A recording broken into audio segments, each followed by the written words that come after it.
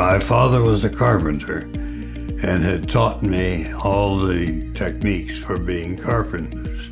He also suggested to me that if I found a way to earn a living with my head rather than my hands, I would benefit. As he said to me once, life, marriage, or work, it's a long race. It's not a sprint. And you gotta have patience, stamina, the grit, and the endurance to do that. Well, he has that. I was about to be drafted, and I was fortunately 3 pounds underweight. I accepted a waiver for the Navy program, which protected me from the draft, but it also paid for Auburn. I had started architecture by going down to register. I was told that the school was filled and that they didn't have availability for me.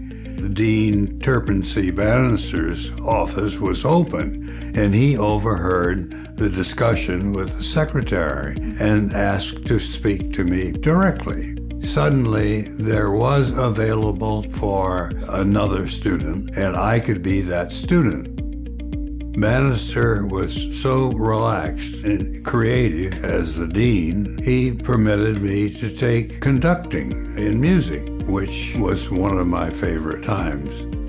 After I got out of active duty in the Navy, I had time to race sailboats, which I have continued throughout my life as I progressed in architecture.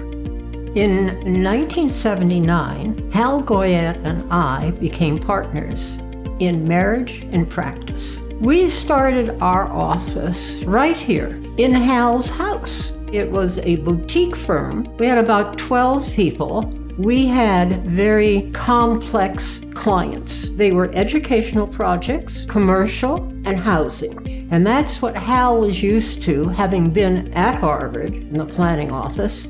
Dean Jose Luis Sert invented urban design, where landscape architecture, and city planning converge. And so while Sert was inventing the field, he was trying it out at Harvard campus. Hal had also studied under Sert, and Sert made him the first head of the Harvard University Planning Office.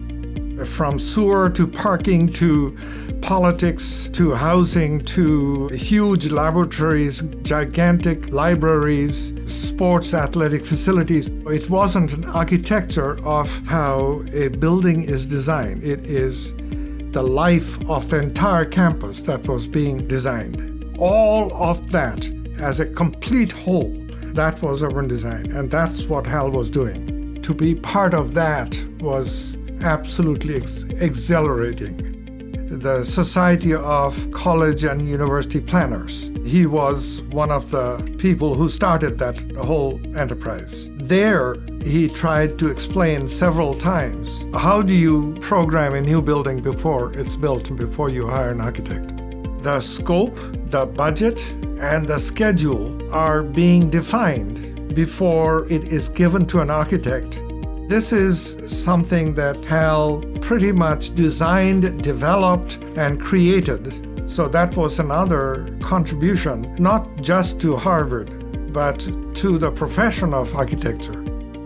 Part of what kept us going was our house in Concord. We would go there on the weekends to enjoy the countryside, to relax, to sit out on the deck, to build a fire in the fireplace. So it was wonderful for us because we had an in-town house and the country house.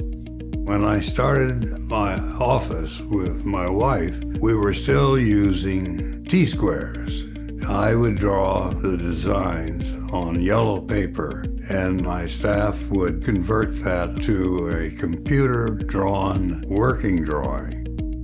Computers don't design buildings. People design buildings. Computers record how to create the design to be built. He creates an environment that brings out the best in people, and this was very good for our young staff. He is trustworthy as a husband and also as a business partner. I am confident that he could have gone to any institution in the United States or in the world and got what he got out of Auburn. The fact that he chose Auburn is really an incredible convergence of circumstances and good luck.